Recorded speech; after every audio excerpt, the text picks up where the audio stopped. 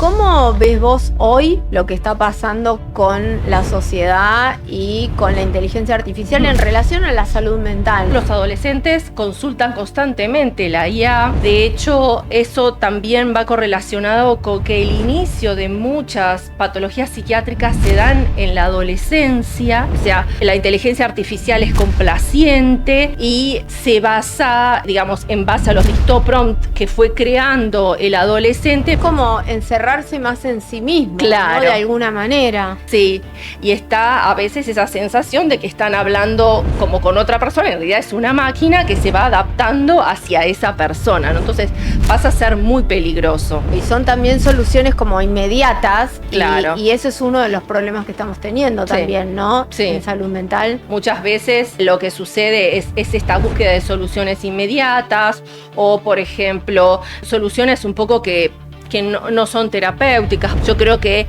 cada vez que surge una tecnología nueva que avasalla, digamos, la vida cultural de las personas, en un principio hay este periodo de crisis y después lo que sucede es ir normalizando, ir viendo también para qué es positivo y para qué es negativa la herramienta.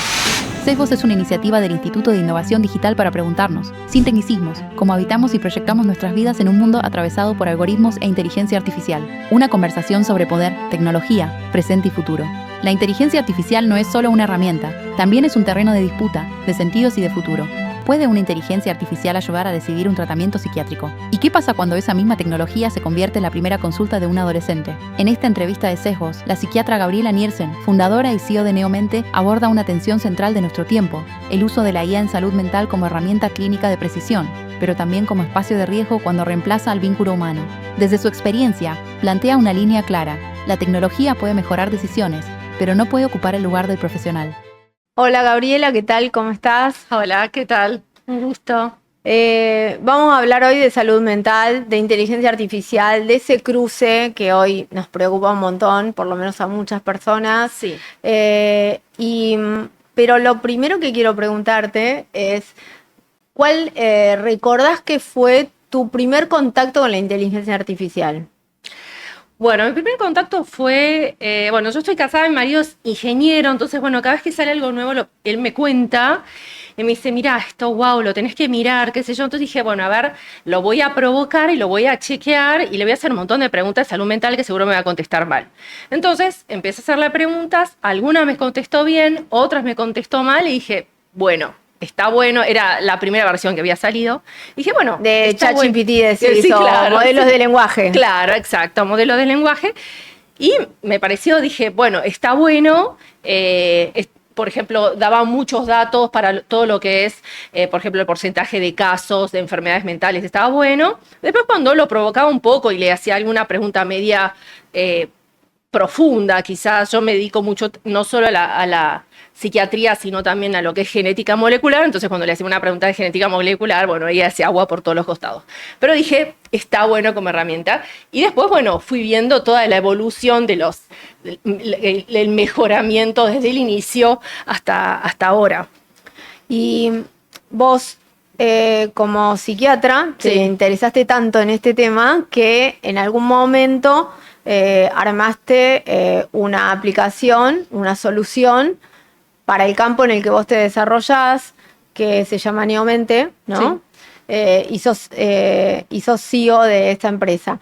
Entonces, ¿cómo fue que vos, desde ese principio, desde ese inicio donde empezás a ver qué es esto de la inteligencia artificial, terminás metiéndote en ese campo de alguna manera? Claro, yo ahí vi que podía servir como una herramienta para el psiquiatra para poder preguntarle a la IA sobre distintas soluciones en psiquiatría. Digamos, vuelvo para atrás, nosotros creamos nuestra plataforma en virtud, de resolver un problema que tiene psiquiatría, que es la prueba y error en los tratamientos. Cada tratamiento dura 6 semanas y, por ejemplo, si hablamos de depresión, solo 1/3 de los pacientes responden al primer antidepresivo y todos entran en esa prueba de error que puede llevar meses o incluso años, donde la persona en ese momento dejó de trabajar, dejó de comunicarse con los amigos, etc. Es un problema que hoy día tiene la psiquiatría. Entonces, nosotros inicialmente habíamos creado esta plataforma donde combinábamos distintos biomarcadores del punto de vista biológico, como genéticos, de sangre, para poder darle una mayor información al psiquiatra a la hora de poder predecirlo.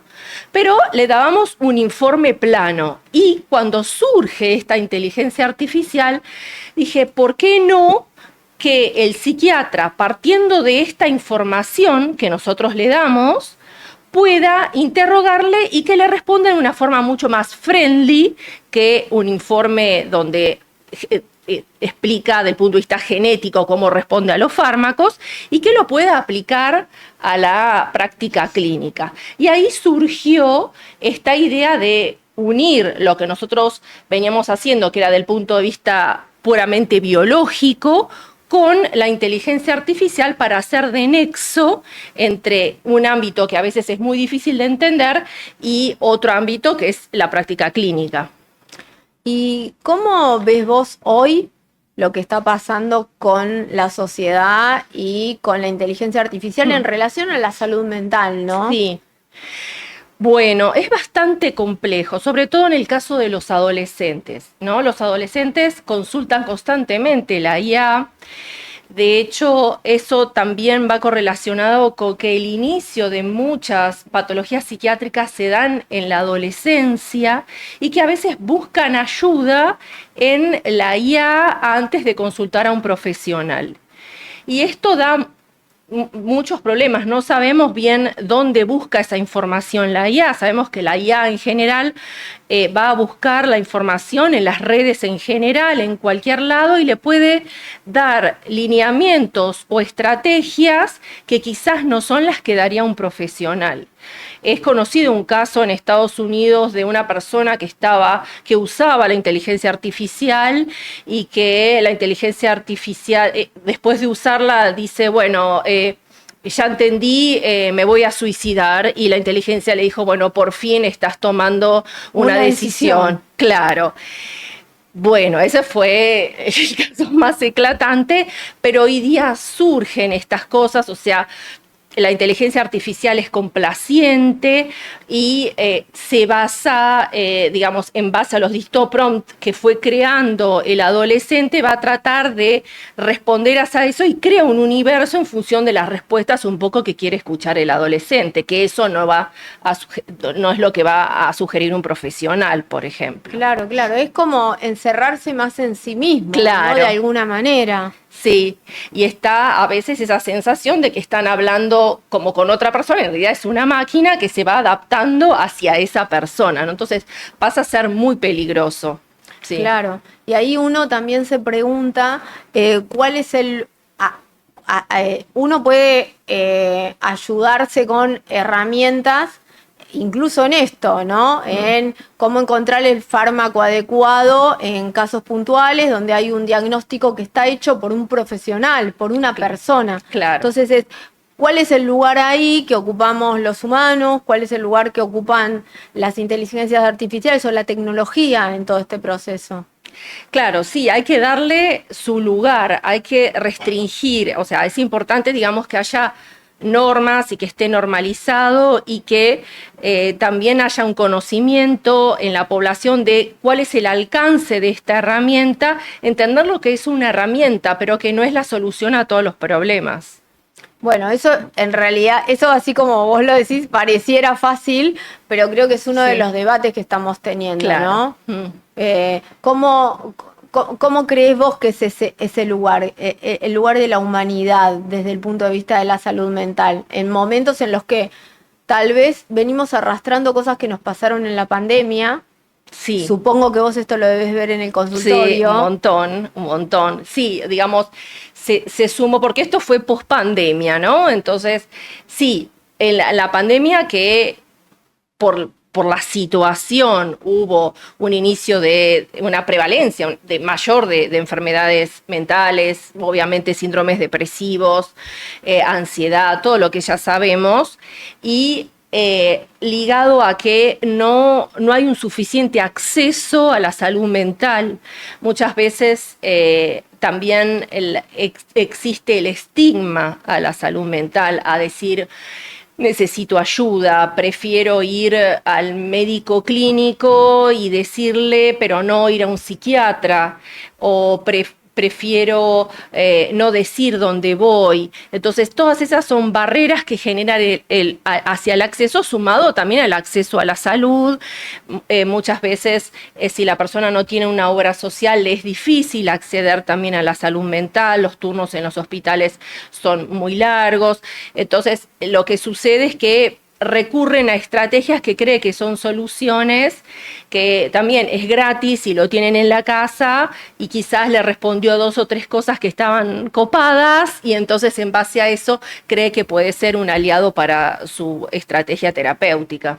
Claro, y son también soluciones como inmediatas, claro. y eso es uno de los problemas que estamos teniendo también, ¿no? Sí. En salud mental. Tal cual. Sí, muchas veces lo que sucede es esta búsqueda de soluciones inmediatas, o, por ejemplo, soluciones un poco que no son terapéuticas por ahí. Por ejemplo, me pasó de una persona que sufría depresión, y lo que le sugería la IA era ir y anotarse en un gimnasio, levantarse.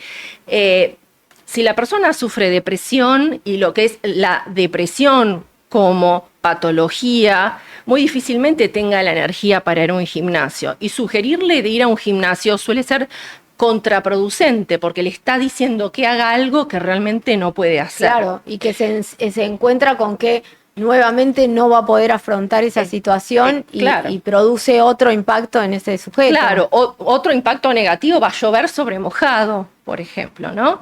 Entonces, sí, es difícil, hay que regularlo. Esto yo lo veo parecido a cuando fue el auge de la genética, ¿no? Yo trabajaba, en Italia en un área, y me dedicaba a todo lo que era investigación en genética molecular, y también cuando surgió la genética, claro, la gente ya pensaba, se pueden clonar seres humanos, y había por un lado la fantasía de quién quería clonar un ser humano, y el temor de los otros que decían, Dios mío, se iba a clonar un ser humano, ¿no? Y después todo eso se reguló, y por suerte no se clonaron seres humanos, y la genética hoy día sirve para cosas positivas, no para cosas negativas. Yo creo que cada vez que surge una tecnología nueva que avasalla, la vida cultural de las personas, en un principio hay este periodo de crisis, y después lo que sucede es ir normalizando, ir viendo también para qué es positivo y para qué es negativa la herramienta. Sí, es verdad lo que decís, solo que por ahí con la inteligencia artificial estamos viendo que viene a una velocidad tan grande que nos cuesta procesarlo, incluso en cada campo en el que la inteligencia artificial tiene un impacto, como puede ser también la abogacía, la salud, en la educación, el trabajo. Entonces, todo eso suma preocupaciones, y hay como una preocupación generalizada. Sí, justamente porque nos puede servir, por ejemplo, como fuente de datos. Hoy día, por ejemplo, para todo lo que es investigación, como fuente de datos es muy rápida, pero al mismo tiempo hay que seleccionar, por ejemplo, la fuente donde estamos viendo. A mí, por ejemplo, me pasó de que le pido... hago una comparación, le hago una pregunta bastante provocativa, y me responde mal, ¿sí? Esto justo lo presenté en un congreso el año pasado. Veo que me responde mal, entonces le digo, decime cuál es la fuente de esto que me estás respondiendo. Y me tira una fuente. Me tira la fuente, un paper donde figuraba el autor, la revista, el año de publicación. Yo dije, voy a ver por las dudas, a ver este tipo cómo puede ser que diga semejante cosa. Me fijo y no existe. O sea que hay que tener mucho cuidado porque también miente. Sí, sí, sí. Hay estudios que Sí. han mostrado cómo en una cantidad gigantesca de papers ha habido muchas alucinaciones, Sí. invenciones por parte de los modelos de lenguaje sobre autores, sobre citas, libros que no existen. Tal ¿no? cual, tal cual. Y una cosa que me surgía a partir de esto es qué loco, qué raro este concepto de usar las alucinaciones para los errores de la inteligencia artificial. Cuando las alucinaciones, de alguna manera, y corregime, están vinculadas a una patología. Sí, la sacaron. Bueno, muchas cosas que se utilizan en el área, digamos, tecnológica, también creo que las sacaron de las neurociencias. Por ejemplo, lo que se llama velocidad de procesamiento la usamos nosotros también. Y creo que quizás también sacaron el concepto de alucinación de lo que se usa en neurociencias, ¿no? Que donde hay una percepción sin objeto. Eso se llama la alucinación, digamos. Veo algo o escucho algo sin que eso exista de verdad. Y en este caso sí está diciendo algo que no existe. Sí, sí, tal cual. Vos hablás de la psiquiatría de precisión, Sí. ¿no? ¿Me contás un poco qué es eso? Bueno, la psiquiatría de precisión vino, digamos, a surgir a raíz de estos problemas que tiene la psiquiatría, ¿no? La psiquiatría digamos, actualmente se basa para hacer un diagnóstico en lo que vemos en la práctica clínica, que ya es un montón, porque hasta ahora sí viene trabajando así, cómo el paciente se presenta, cómo habla, qué es lo que dice, si viene acompañado de un familiar, cómo se mueve, todo eso lo vemos y nos sirve para hacer un diagnóstico. Pero lo que vemos también es que a veces eso no es suficiente y que, por otro lado, también, lo que decía yo antes, en los tratamientos vemos esa prueba y error que tiene implicancias en la calidad de vida de la persona. Creo que, digamos, en esta especialidad lo que hasta ahora, digamos, lo que no se vieron fueron biomarcadores, quizás en diagnóstico o también en tratamientos. Por ejemplo, si nosotros vemos un paciente con neumonía, cuando el médico lo ausculta, va a escuchar un determinado ruido en el pulmón que es sugestivo de neumonía, le saca una radiografía, en la radiografía la ve neumonía. En el caso de depresión no podemos sacarle una radiografía y ver depresión, ni resonancia, ni nada. No la vamos a ver. La vamos a poder ver o diagnosticar a partir de lo que me dice el paciente, de lo que yo veo y lo que me va a decir el familiar. Entonces, esto da lugar a muchas veces errores. Entonces, la psiquiatría de precisión lo que está tratando es de buscar cuáles son aquellos marcadores que me permitan reducir los errores y, por otro lado, personalizar los tratamientos, ¿no? Los prospectos de los fármacos están hechos para una persona de género masculino, 1,70 m y 70 kilos. No toda la población es igual. Entonces, bueno, también personalizar eso, adaptarlo al ciclo hormonal, por ejemplo, de las mujeres, al peso, a la altura, a si duerme, no duerme, si tiene insomnio, no tiene insomnio, todo eso también forma parte del tratamiento. Claro. Sí. Y pensaba de alguna manera en cómo las tecnologías y estas lecturas están cambiando las maneras en las que se concibe hasta la medicina en general, ¿no? Sí. O sea, como nos dicen, bueno, esto nos va a alargar la vida. Supongamos que efectivamente vamos a vivir 120 Estamos años. programados para vivir 120 años según nuestro ADN, sí. Eso también tiene un impacto en la salud, ¿no? En la salud mental. O sea, ¿cómo lo ves eso? ¿Cómo puede uno imaginar que va a vivir 120 años o me casé para toda la vida? Ay, Dios mío, y todos los años que tiene adelante. Claro. Sí, bueno, sobre todo en la salud mental, porque la salud mental atraviesa la vida de la persona y al mismo tiempo la persona, supongamos que tuvo un diagnóstico de trastorno bipolar, no sé, a los 20 años, ¿sí? El diagnóstico lo va a tener toda la vida, en el mejor de los casos no va a tener altibajos anímicos, pero el diagnóstico lo tiene.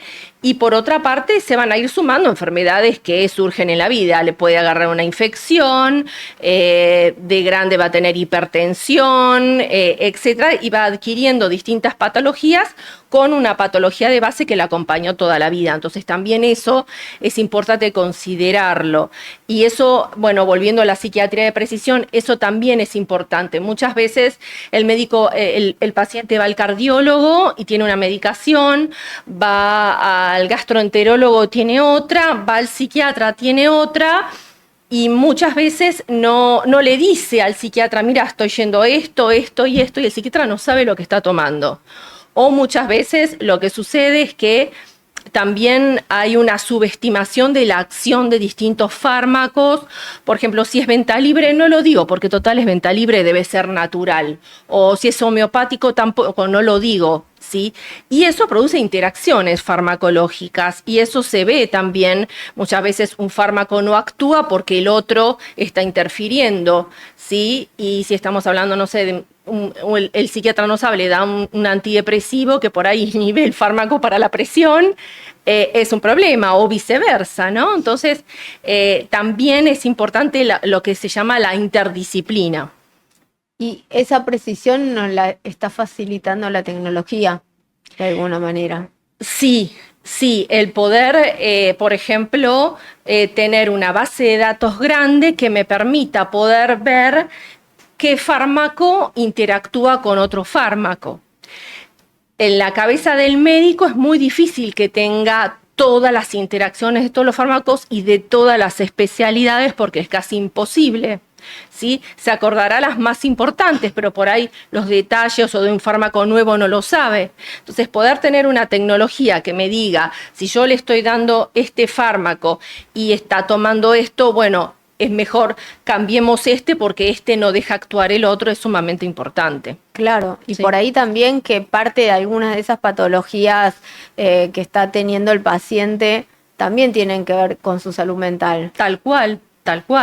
Sí, de hecho, bueno, por ejemplo, hay un fármaco que se usa muy comúnmente en psiquiatría, que se usa tanto para ansiedad como para depresión, que es el escitalopram, que muchas veces la persona lo toma con antiácidos y no dice que está tomando los antiácidos.